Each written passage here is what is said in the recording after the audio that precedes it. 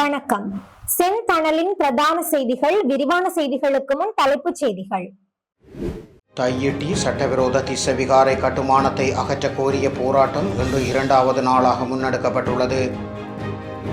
தியாக தீபம் திலீபனின் 37ஆம் ஆண்டு நினைவு நாட்களின் 3ஆம் நாள் நினைவேந்தல் நிகழ்வுகள் இன்று நடைபெற்றுள்ளன. எதிர்வரும் ஜனாதிபதி தேர்தலை தமிழ் மக்கள் புறக்கணிக்க வேண்டியதன் அவசியத்தை வலியுறுத்தி மட்டக்களப்பு வாகரையில் இன்று பிரசார பணிகள் முன்னெடுக்கப்பட்டுள்ளன.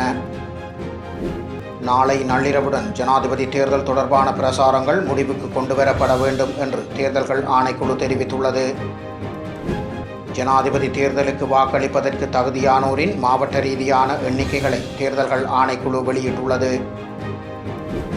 வடமத்திய மாகாண சபைக்கு சொந்தமான பல வாகனங்கள் காணாமற் போயுள்ளதாக தேசிய கணக்காய்வு திணைக்களம் தெரிவித்துள்ளது. கண்டி யாழ்ப்பாணம் வீதியின் மாரகக பகுதியில் இடம்பெற்ற விபத்தில் 7 அகவையுடைய சிறுமியொருவர் உயிரிழந்துள்ளார்.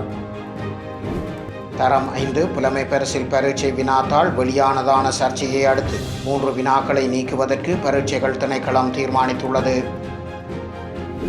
உக்ரைனிய படைகளின் ஆக்கிரமிப்பால் குர்ட்ஸ் பிராந்திய மக்களை வெளியேற்றுவதற்கு ரஷ்யா திட்டமிட்டுள்ளதாக தெரிவிக்கப்படுகிறது. கனடாவின் சில பகுதிகளில் சக்தி வாய்ந்த நிலநடுக்கம் ஏற்பட்டுள்ளது. தொடர்வன விரிவான செய்திகள். தையிட்டி சட்டவிரோத திஸ்ஸவிகாரை கட்டுமானத்தை அகற்றக் கோரிய போராட்டம் இன்று 2வது நாளாக முன்னெடுக்கப்பட்டுள்ளது. யாழ்ப்பாணம் தையிட்டியில் தனியார் காணிகளை சட்டவிரோதமாக ஆக்கிரமித்து கட்டப்பட்டுள்ள திஸ்ஸவிகாரை கட்டுமானத்தை அகற்ற கோரியும் விகாரை காணி உட்பட அதனுடன் இணைந்து ஆக்கிரமிக்கப்பட்டுள்ள பல பரப்புகளை கொண்ட மக்களின் காணிகளை மக்களிடம் ஒப்படைக்க கோரியும் காணிகளின் உரிமையாளர்களுடன் இணைந்து தமிழ் தேசிய மக்கள் முன்னணியால் முன்னெடுக்கப்பட்டு வரும் போராட்டம் இன்று 2வது நாளாகவும் தையிட்டியில் முன்னெடுக்கப்பட்டுள்ளது. தையிட்டி திஸ்ஸவிகாரை கட்டுமானத்திற்கு எதிரான போராட்டம் ஒவ்வொரு பௌர்ணமி நாட்களிலும் தமிழ் தேசிய மக்கள் முன்னணியால் அங்கு முன்னெடுக்கப்பட்டு வருகின்றது. இந்நிலையில் சட்டவிரோத திஸ்ஸவிகாரைக்கு எதிரான போராட்டம் நேற்று ஆரம்பமாகியிருந்தது. தமிழ் தேசிய மக்கள் முன்னணியின் ஜாழ் மாவட்ட அமைப்பாளர் பொன் மாஸ்டர் தலைமையில் நடைபெற்ற இந்த போராட்டத்தில் தமிழ் தேசிய மக்கள் முன்னணியின் பேச்சாளர் கனகரத்னம் சுகாஷ் உட்பட கட்சியின் செயற்பாட்டாளர்கள் கலந்து கொண்டிருந்ததுடன் காணிகளின் உரிமையாளர்கள் உணர்வாளர்கள் என சட்டவிரோத ஆக்கிரமிப்புக்கு எதிரான போராட்டத்தில் கலந்து கொண்டிருந்தனர். அதேவேளை சட்டவிரோத தையிட்டி திஸ்ஸவிகாரைக்கு எதிரான போராட்டம் 1 ஆண்டை கடந்தும் தொடர்ந்தும் முன்னெடுக்கப்பட்டு வருகின்றமை குறிப்பிடத்தக்கது. வீறு கொண்டு நடைபெற்று வருகிறது. இந்த சட்டவிரோத விகாரை இந்த இடத்திலிருந்து அகற்றப்படுகின்ற வரை நாங்களும் பாதிக்கப்பட்ட மக்களும் எமது போராட்டத்தை கைவிடப் போவது கிடையாது. ஜனாதிபதி தேர்தல் நடைபெற இருக்கிறது. அந்த ஜனாதிபதி தேர்தல் நடக்க இருக்கின்ற இந்த தருணத்தில் கூட இந்த விகாரை அமைந்திருக்கின்ற காணியை சட்டத்தை மீறி அளவீடு செய்து சுபீகரிப்பதற்கான முயற்சிகள் எடுக்கப்பட்டு கொண்டிருக்கிறது. அதை எதிர்த்து நாங்கள் போராடி கொண்டிருக்கின்றோம். ரணில் விக்ரமசிங்கவாகட்டும் அல்லது சஜித் பிரேமதாசாவாகட்டும் அல்லது அனுரகுமார திசாநாயக்கவாகட்டும் அல்லது நாமல் ராஜபக்ச ஆகட்டும் எவருமே இந்த சட்டவிரோத விகாரை அகற்றுவது தொடர்பாகவோ அல்லது ஆக்கிரமிப்புகளை நிறுத்துவது தொடர்பாகவோ அல்லது தமிழ் மக்களினுடைய அபிலாஷைகளை தீர்ப்பது தொடர்பாகவோ எந்த விதமான நம்பத்தகுந்த உத்தரவாதத்தையும் எங்களுக்கு தரவில்லை. ஆகவே வர இருக்கின்ற ஜனாதிபதி தேர்தலை தமிழ் மக்கள் எவருக்கும் வாக்களிக்காது புறக்கணிக்க வேண்டும் என்று கோருகிறோம். நாங்கள் அவ்வாறு புறக்கணித்தால் மாத்திரம்தான் இத்தகைய சட்டவிரோத விகாரை ஆக்கிரமிப்புகளை தடுத்து நிறுத்த முடியும், எமது காணிகளை பாதுகாக்க முடியும். அப்படி நாங்கள் ஒட்டுமொத்தமாக தமிழர் தேசம் வடக்கும் கிழக்கும் திரண்டு புறக்கணித்தால் மாத்திரம்தான் எதிர்காலத்தில் என்றாலும் தமிழர்களினுடைய வாக்குகளை பெற வேண்டும் என்றால் தமிழர்களினுடைய பிரச்சனையை தீர்க்க வேண்டும், ஆக்கிரமிப்புகளை நிறுத்த வேண்டும் என்கின்ற ஒரு எண்ணத்தை சிங்கள பௌத்த வேட்பாளர்களின் மனதில் ஏற்படுத்தலாம். அன்பான மக்களே, இனத்திற்காக ஜனாதிபதி தேர்தலை வடகிழக்கு தமிழ் மக்கள் ஒட்டுமொத்தமாக புறக்கணிக்க வேண்டும் என்று கோரியிருக்கின்றோம். சட்டவிரோத திஸ்ஸவிகாரை சட்டவிரோத திஸ்ஸவிகாரைக்கு சட்டவிரோத திஸ்ஸவிகாரைக்கு சட்டவிரோத திஸ்ஸவிகாரைக்கு சட்டவிரோத திஸ்ஸவிகாரைக்கு சட்டவிரோத திஸ்ஸவிகாரைக்கு இந்த மண்ணங்களின் இந்த மண்ணங்களின் இந்த மண்ணங்களின் தையிட்டி மண் தையிட்டி மண் தையிட்டி மண் குருந்தூர் மலை குருந்தூர் மலை குருந்தூர் மலை வெடுக்கினாரே வெடுக்கினாரே வெடுக்கினாரே வெடுக்கினாரே நீலாவியடி பிள்ளையார் நீலாவியடி பிள்ளையார் நீலாவியடி பிள்ளையார் உருத்துரவரீச்சரம் உருத்துரவரீச்சரம் உருத்துரவரீச்சரம். தியாகதீபம் திலீபனின் 37ஆம் ஆண்டு நினைவு நாட்களின் 3ஆம் நாள் நினைவேந்தல் நிகழ்வுகள் இன்று நடைபெற்றுள்ளன.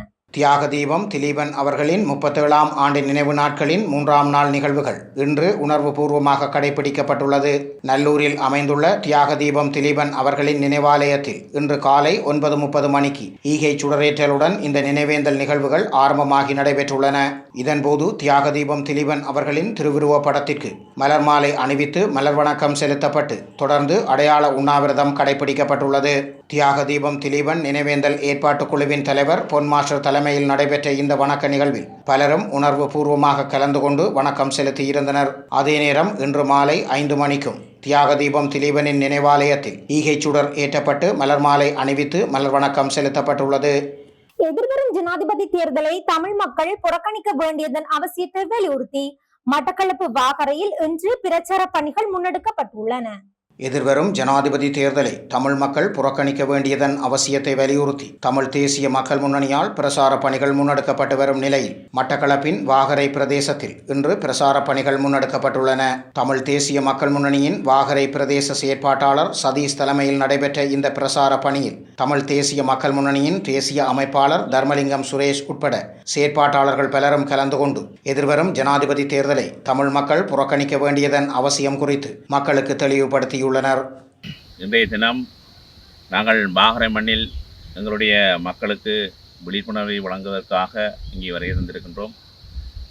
ஏற்கனவே எங்களுடைய வாகரை மண்ணின் அமைப்பாளர் தம்பி சதீஷ் அவர்கள் மக்களிடம் கலந்துரையாடி எதிர்வருகின்ற ஜனாதிபதி தேர்தலை தமிழர்கள் ஒன்றாக சேர்ந்து ஒரு தேசமாக நாங்கள் அந்த ஜனாதிபதி தேர்தலை நிராகரிக்க வேண்டும், அந்த தேர்தலுக்கு நாங்கள் யாருமே போய் வாக்களிக்கக்கூடாது, இந்த தேர்தலை முழுமையாக தமிழர் தேசமாக நாங்கள் பகிஷ்கரிக்க வேண்டும் என்ற விடயத்தை அவர் இங்கே கூறி வந்திருக்கின்றார்.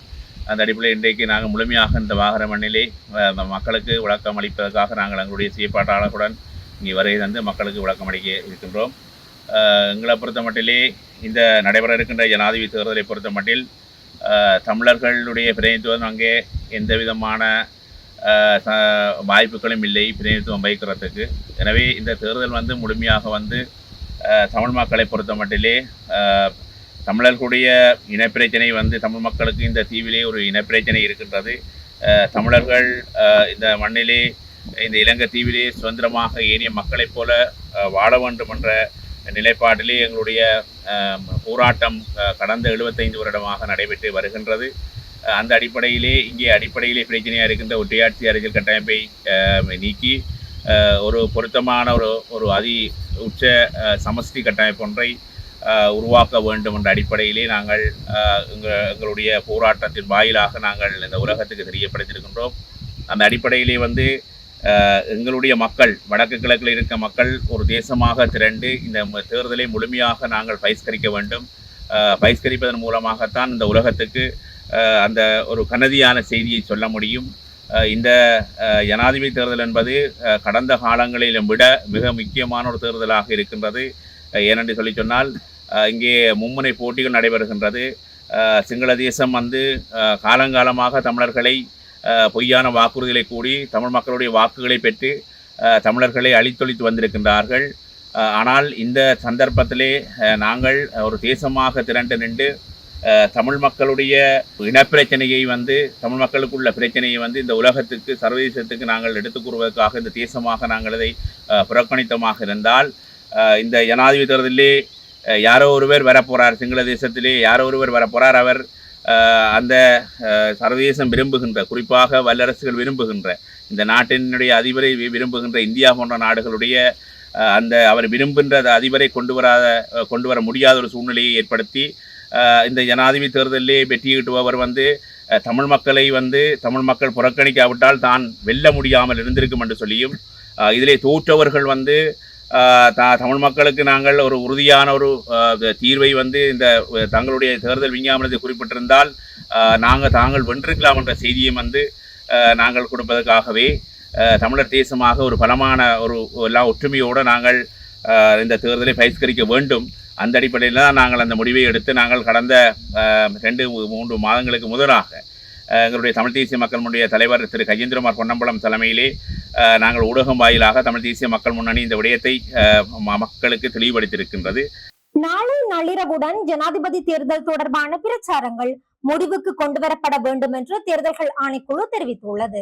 ஜனாதிபதி தேர்தல் தொடர்பான அனைத்து தேர்தல் பிரசாரங்களையும் நாளை நள்ளிரவு 12 மணிக்கு பின்னர் முடிவுக்கு கொண்டுவர வேண்டும் என தேர்தல்கள் ஆணைக்குழு தெரிவித்துள்ளது. இதற்கமைய நாளை 18ஆம் நாள் நள்ளிரவுக்கு பின்னர் தேர்தல் பிரசார நடவடிக்கைகளை மேற்கொள்ளும் நபர்களுக்கு 50,000 ரூபாய் அபராதமும் 1 மாதத்திற்கு குறையாத சிறை தண்டனையும் விதிக்கப்படும் என தேர்தல்கள் ஆணைக்குழு எச்சரித்துள்ளது. மேலும் துண்டு பிரசுரங்கள் மற்றும் இலத்திரனியல் ஊடகங்களின் ஊடாகவும் ஜனாதிபதி வேட்பாளர்களுக்காக பிரசார நடவடிக்கைகளில் ஈடுபட முடியாது எனவும் ஆணைக்குழு மேலும் அறிவுறுத்தியுள்ளது. ஜனாதிபதி தேர்தலுக்கு வாக்களிப்பதற்கு தகுதியானோரின் மாவட்ட ரீதியான எண்ணிக்கைகளை தேர்தல்கள் ஆணைக்குழு வெளியிட்டுள்ளது. எதிர்வரும் 21ஆம் நாள் நடைபெறவுள்ள ஜனாதிபதி தேர்தலில் வாக்களிப்பதற்கு 1,71,40,354 பேர் தகுதி பெற்றுள்ளதாக தேர்தல்கள் ஆணைக்குழு தெரிவித்துள்ளது.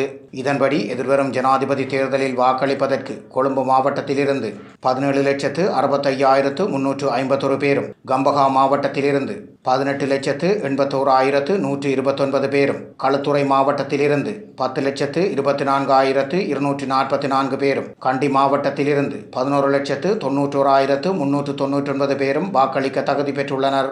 மாத்தளை மாவட்டத்தில் 4,29,991 பேரும், நுவரெலியா மாவட்டத்திலிருந்து 6,05,292 பேரும், காலி மாவட்டத்திலிருந்து 9,03,163 பேரும், மாத்தறை மாவட்டத்திலிருந்து 6,86,175 பேரும், அம்பாந்தோட்டை மாவட்டத்திலிருந்து 5,20,940 பேரும் தகுதி பெற்றுள்ளனர்.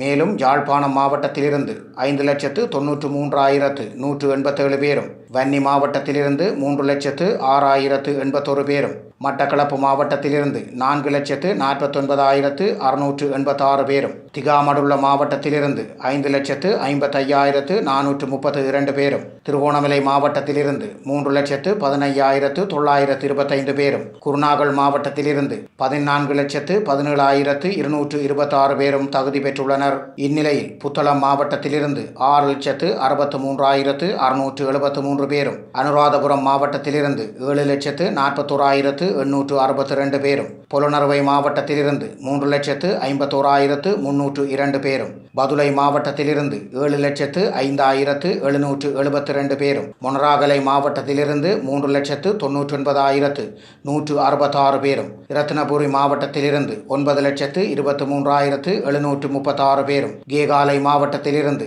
7,09,622 பேரும் தகுதி பெற்றுள்ளதாக தேர்தல்கள் ஆணைக்குழு தெரிவித்துள்ளது. வடமத்திய மாகாண சபைக்கு சொந்தமான பல வாகனங்கள் காணாமற் போயுள்ளதாக தேசிய கணக்காய்வு திணைக்களம் தெரிவித்துள்ளது.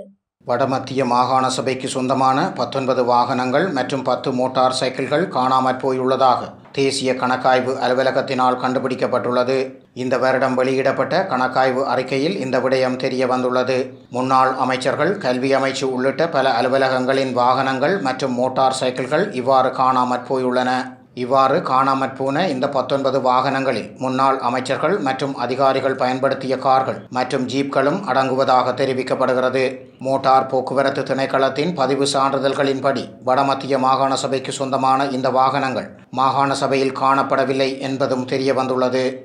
கண்டி யாழ்ப்பாணம் வீதியின் மாரக பகுதியில் இடம்பெற்ற விபத்தில் 7 அகவையுடைய சிறுமி ஒருவர் உயிரிழந்துள்ளார். கண்டி யாழ்ப்பாணம் வீதியின் மாரகஹ பகுதியில் இடம்பெற்ற வாகன விபத்தில் 7 அகவையுடைய சிறுமியொருவர் பரிதாபமாக உயிரிழந்துள்ளார். முச்சக்கர வண்டியொன்று பவுசர் ஒன்றுடன் நேருக்கு நேர் மோதியதில் குறித்த விபத்து சம்பவித்துள்ளதாக அப்பகுதி ஸ்ரீலங்கா காவல்துறையினர் தெரிவித்துள்ளனர். முச்சக்கர வண்டியில் சாரதி, அவரது மனைவி மற்றும் மகள் ஆகியோர் பயணித்ததாகவும் திடீரென முச்சக்கர வண்டி சாரதிக்கு ஏற்பட்ட நித்திரை கலக்கத்தால் இவ்விபத்து ஏற்பட்டதாகவும் காவல்துறையினர் தெரிவித்துள்ளனர். விபத்தில் காயமடைந்த முச்சக்கர வண்டி சாரதி, அவரது மனைவி மற்றும் மகள் ஆகியோர் மருத்துவமனையில் அனுமதிக்கப்பட்ட நிலையிலேயே மேற்படி 7 அகவையுடைய மகள் உயிரிழந்துள்ளார் என்று தெரிவிக்கப்பட்டுள்ளது. தரம் 5 புலமைப்பரிசில் பரீட்சை வினாத்தாள் வெளியானதான சர்ச்சையை அடுத்து 3 வினாக்களை நீக்குவதற்கு பரீட்சைகள் திணைக்களம் தீர்மானித்துள்ளது. கடந்த ஞாயிற்றுக்கிழமை நடைபெற்ற தரம் 5 புலமைப்பரிசில் பரீட்சை வினாத்தாள் வெளியானதாக ஏற்பட்டுள்ள சர்ச்சையை அடுத்து முதலாம் வினாத்தாளின் 3 வினாக்களை நீக்குவதற்கு பரீட்சைகள் திணைக்களம் தீர்மானித்துள்ளது. புலமைப்பரிசில் பரீட்சையின் முதலாம் பகுதி வினாத்தாளில் உள்ள 3 வினாக்களை போன்று 3 வினாக்கள் அலவ பிரதேசத்தைச் சேர்ந்த ஆசிரியர் ஒருவரின் மாதிரி வினாத்தாள் மூலம் சமூக ஊடகங்களில் பதிவேற்றம் செய்ததாக கிடைத்த தகவலின் அடிப்படையில் விசாரணை நடாத்தப்பட்டதாக பரீட்சைகள் ஆணையாளர் தெரிவித்துள்ளார். அதன்படி புலமைப்பரிசில் பரீட்சையின் வினாத்தாள்களை தயாரித்த குழு ஒன்று கூடி கலந்துரையாடியதை அடுத்து அது தொடர்பான 3 வினாக்களை நீக்குவதற்கு தீர்மானிக்கப்பட்டுள்ளதாக தெரிவிக்கப்பட்டுள்ளது. இது தொடர்பான விசாரணைகளை மேற்கொள்வதற்காக நாளை புலனாய்வு அதிகாரிகள் குழு ஒன்று சம்பந்தப்பட்ட பகுதிக்கு செல்ல உள்ளதாகவும் அவர்களின் அறிக்கையின் பின்னர் இறுதி முடிவு எடுக்கப்படும் எனவும் பரீட்சைகள் ஆணையாளர் நாயகம் அமித் ஜெயசுந்தர தெரிவித்துள்ளார். இனி சர்வதேச செய்திகள். உக்ரைனிய படைகளின் ஆக்கிரமிப்பால் குர்ஸ்க் பிராந்திய மக்களை வெளியேற்றுவதற்கு ரஷ்யா திட்டமிட்டுள்ளதாக தெரிவிக்கப்படுகின்றது. உக்ரைனிய படைகளின் ஆக்கிரமிப்பு காரணமாக குர்ஸ்க் பிராந்தியத்தில் அமைந்துள்ள கிராம மக்களை வெளியேற்ற ரஷ்யா திட்டமிட்டுள்ளதாக தெரிவிக்கப்பட்டுள்ளது. உக்ரைனிய படைகளின் திடீர் தாக்குதல் ஆரம்பமாகி 6 ஆண்டுகளுக்கு பின்னர் ரஷ்யா இந்த நடவடிக்கையை மேற்கொண்டுள்ளது. இதுவரை 1,50,000 மக்களை அவர்களது குடியேற்றங்களில் இருந்து ரஷ்யா வெளியேற்றியுள்ளது. அத்துடன் உக்ரைனிய எல்லையை ஒட்டிய 15 கிலோமீட்டர் தூரத்திற்குள் அமைந்துள்ள ரெல்ஸ்கி மற்றும் கோமடோவ்ஸ்கி ஆகிய பிராந்தியங்களில் வசிக்கும் மக்களை வெளியேற்ற அதிகாரிகள் நடவடிக்கை எடுத்திருப்பதாக தெரிவிக்கப்பட்டுள்ளது. குறித்த 15 கிலோமீட்டர் சுற்றளவில் அதிக எண்ணிக்கையிலான கிராமங்கள் உள்ளதோடு அதிக எண்ணிக்கையிலான மக்களும் அங்கு வசித்து வருகின்றனர்.